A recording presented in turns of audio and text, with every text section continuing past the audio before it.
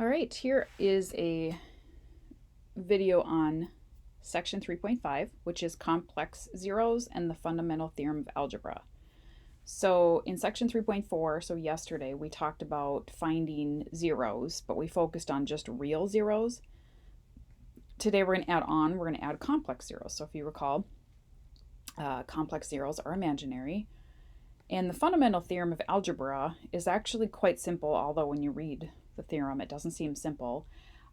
It states that if you have a polynomial of degree n, then the polynomial must have at least one zero in the complex number system. So simply stated, if you have a polynomial of degree n, it will have n solutions in the complex number system. Remember, a complex number can be imaginary, but if I have a zero that's just 2, that's technically in the complex number system because I can write that as 2 plus 0i. Not that you would write it that way, so even if you have all real solutions, you still have numbers in the complex number system. So it's nothing profound. Basically says if you have a 5th degree function, you will have 5 zeros.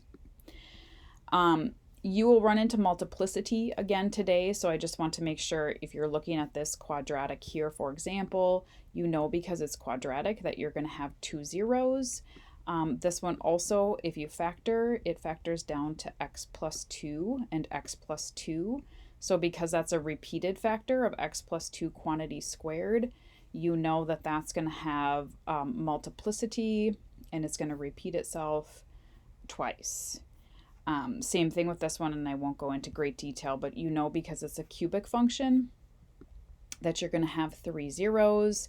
And of course, if you factor out that x squared, you can see that the 0 at 0 is going to repeat itself twice. So 2 of those 3 zeros are going to be at 0, and then the other 0 will be at -2. Okay, so that, and we'll run into that today, but just refreshing you on that very quickly. So the steps in finding zeros are similar to yesterday. I definitely condensed the list from yesterday, but first one I circled, because we did not run into this yesterday, is the function factorable. And I guarantee that's going to be a lifesaver for you if it is factorable, that you recognize that right away. So that's why I circled it, like super, super critical first step. If it's not factorable, then you're on to step 2, or option 2, I should say. So you can, and then we covered this yesterday, right? The rational root theorem says all the factors of the constant divided by all the factors of the lead coefficient, plus or minus all of those. You kind of synthetically check to see what works, try to get down to your quadratic, and we'll run into that again. So is it factorable? So if you look at this first example, it says find all of the zeros. So like whether they're real, complex, whatever. We're also going to factor these different ways. We're going to factor them into quadratic factors, so x squared, and we're going to factor them completely, which would be linear factors. So if you look at this first example, and you should always ask yourself, is it factorable? And yes, it is factorable. Okay, so this is a 4th degree function, but it factors just like a quadratic. So you can factor that down to x squared plus 5, and x squared plus 5. And you can already see it's a repeated factor, right? It's the same factor repeated twice. If you wanted to, you could write that as x squared plus 5 quantity squared. So if I set one of those equal to 0, like x, so I'm just taking this factor, right? I set it equal to 0. I didn't show that. And then I subtracted the 5. And then, of course, you're going to square root both sides. And when you square root a negative number, you know that it's complex. So it becomes I root 5. You also know when you square root something, it's plus or minus. So plus or minus I root 5. So all of this should be familiar. Okay, clearly if you solve the other factor, it's not going to be any different, right? You're repeating the same factor again. But you have, I just want you to understand that you have 4 solutions, even though they're not unique. So this is an example, of course, of that multiplicity where the roots repeat themselves. So the zeros are I root 5 twice. You don't have to list them twice, but you know that WebAssign will want you to. So you have 4 solutions right there. and you have a fourth degree function. So that makes sense. Check, right? You should always be able to check that. So you know that when you know your zeros, you can write your factors. And remember, a factor is always x minus your 0. And so in this case, you're going to have complex factors, which is totally fine. We haven't run into that yet. Okay, so I can write x minus I root 5, x minus I root 5, x minus a negative, so plus I root 5, and x plus I root 5. So if I skip down to the last blank here, it says product of linear factors. Linear, if you want to make this connection, I know you know what linear means, but linear is literally taking all of your zeros and putting them into factored form. Okay, so this connection should always be, right? You can write all 4 individually. I just wrote the same factor as a quantity squared, just to save time of writing. But you could write all 4 factors just like I wrote all 4 zeros. Okay, so again, making that connection between zeros and factors. Now, if I want you to have irreducible quadratic factors, remember quadratic is x squared. These are x to the first, not quadratic. And so if you go back to the original question, I have them right here. Those are my quadratic factors. And so that would be, and then of course, if I take those quadratic factors and break them down into these two, those would give you my linear factors. Okay, so lots of stuff with complex zeros. All right, on to the second example. In this one, step 1, if I go back to the steps, right, can you factor? Always, always start there. And probably pretty obvious, you can take out an x, so you start there. But then this quadratic is not factorable. And you know, you could pause the video and work this out yourself. I know I'm talking through it quickly, but it's not factorable. And so to find the zeros, I'm ready to just set them these equal to 0 since I can't factor any further. Okay, so clearly one of the zeros is 0. And then this, because it doesn't factor, I'm going to have to complete the square, use the quadratic formula. So why don't you pause the video and make sure you can do that. Okay, here's the work for the quadratic formula that I did. So x equals negative b plus or minus b squared minus 4ac all over 2a. You can probably follow the steps. It's complex because I'm square rooting a negative 3. So my zeros are 0 and both of these. So all 3 of my zeros are listed right there. And again, it's a cubic function and I have 3 zeros. Always check that. Yay, that matches. I have no multiplicity, right? None of my zeros were repeating. If you looked at the graph, you would see this. Very obvious it's going through 0, and then the other 2 zeros would have to be imaginary because I don't have any others crossing the x-axis. So completely factored again. Remember, completely factored into linear factors, you're taking your zeros and writing them as factors. So x minus 0, x minus 1 plus I root 3 over 2, x minus 1 minus I root 3 over 2. Seems a little awkward, but that's literally how you write it. So x minus the positive complex root, x minus the subtraction of the complex root. You can leave it like that. If you prefer, you can distribute the subtraction through here and eliminate that inner set of parentheses. If that looks too chaotic to you, it doesn't matter.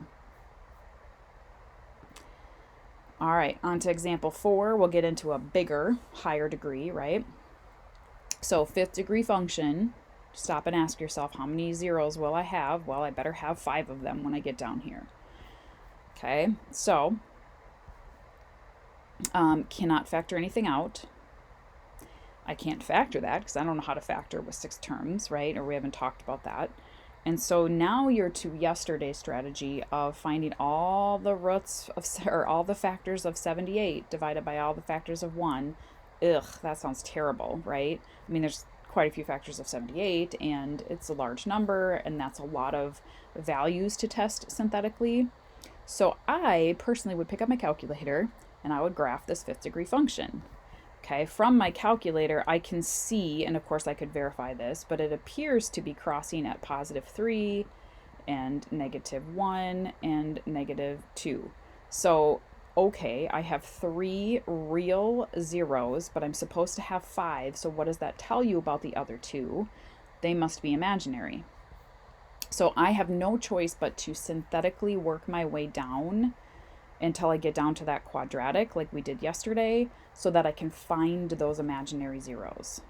Okay, so here is the synthetic work again. This is nothing new to you. So I use -1, and then I use -2, and then I use 3. So I used all 3 of these zeros.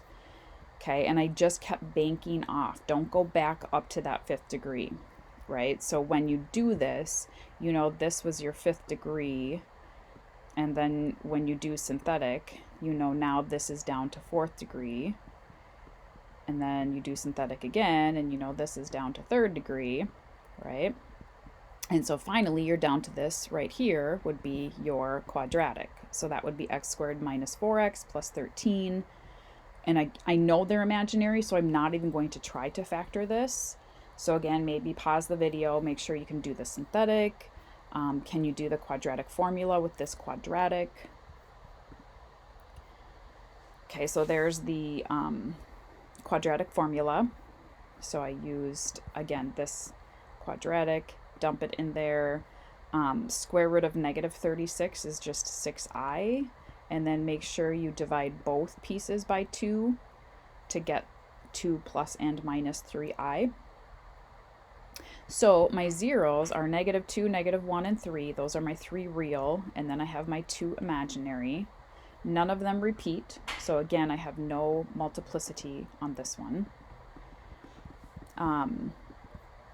Okay, so then on to the product of linear factors. Again, redundant, I know, but linear means take your zeros and write them as factors.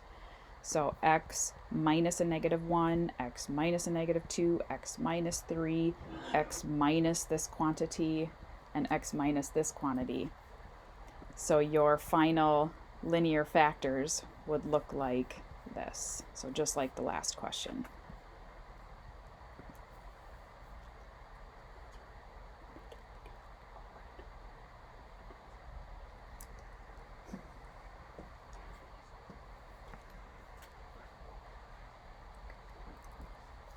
Okay, on to the next example. So if you notice from the last several with complex zeros, or maybe you didn't notice, but I could go back, right? The complex zeros are always going to come in pairs, and or they always did come in pairs, right? And maybe you didn't notice that. So what do you notice about complex zeros and their factors? They will always come in pairs. So if you have a plus bi, then a minus bi will also be a 0. And if you think about it, if you graph an odd degree function, there's no way, I mean, envision a cubic function. You can't cross 2 times and have one imaginary solution. Like, it's not possible graphically either. So if you can make sense of that for sure. So you're going to be finding a polynomial given a certain degree. So in this example, we want it to be 5th degree, and we want these zeros. Well, already, if you think about this, 5th degree, and I have only 3 zeros listed, that doesn't work. Okay, so then you have to make sure you understand, oh, that's right, imaginary zeros come in pairs. So if you have 4i, you'll also have -4i. If you have positive i, you'll also have negative i. And you will need to know that. Like, WebAssign will try to trick you and leave those off on purpose. Not trick you, but, testing your knowledge. Okay, so now I have 5 zeros. I'm good to go. And to write a polynomial function, you can take the zeros and turn them into factors. So first step would be turning the zeros into factors, x minus 2, x minus 4i. Please note, and this is optional but highly encouraged, I put my pairs together, like x plus 4i, x minus 4i, and then x minus I and x minus I, because when you FOIL conjugates, if you recall from chapter 1, the imaginary pieces should cancel out. And if they don't, you've definitely done something wrong. You will never have a polynomial function with imaginary numbers in there. So therefore, we need to simplify this. So I would start with the pairs. I would FOIL this out, right? So this would be x squared then plus 4ix minus 4ix cancels, minus 16i squared, but remember a negative 16i squared, remember I squared is negative 1, so that's really a plus 16, and that's where this came from. Okay, well then the next step, obviously, I'm going to FOIL out the other imaginary counterparts to get x squared plus 1, and you can pause the video and FOIL that to verify. Okay, now everything is real, which is a very good thing, but you want to keep going. So then you FOIL, and now of course the order doesn't matter, so I think I must have, yeah, I FOILed these next. You can verify. And then last but not least, of course, FOIL these out. So it's long. It's a long process of foiling for sure, but nothing you can't handle. So the key was catching the imaginaries, grouping them together and foiling those first. Otherwise you get quite a mess with eyes all over the place. So that's the order I would do it. All right, our final example here is again similar to finding a polynomial, but the directions are a little different. So note it says if 2 plus I is a 0 of this polynomial, you need to find the quadratic and linear factors of p of x. So essentially we're going to factor this down, right? And all we know is 1 0. Okay, we know there's 4 altogether because it's 4th degree. So we should have 4 zeros, 4 factors, 4 linear factors, that is. Okay, and if you recall, imaginaries come in pairs. So if 2 plus I is a 0, that means 2 minus I is a 0. So now I know 2 of the 4 zeros.